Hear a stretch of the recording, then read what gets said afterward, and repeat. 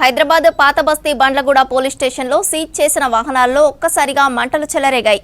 వెంటనే అగ్నిమాపక సిబ్బందికి సమాచారం అందించారు పోలీసులు. ఫైర్ ఇంజన్లతో మంటలను ఆర్పివేశారు సిబ్బంది. ఈ ప్రమాదంలో 4 కార్లు కాలిపోయాయని తెలిపారు పోలీసులు.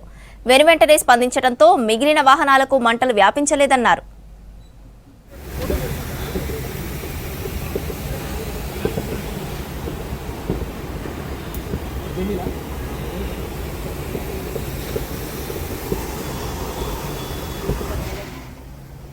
హైదరాబాద్ పాత బస్తీ బండ్లగూడ పోలీస్ స్టేషన్లో సీజ్ చేసిన వాహనాలలో ఒక్కసారిగా మంటలు చెలరేగాయి.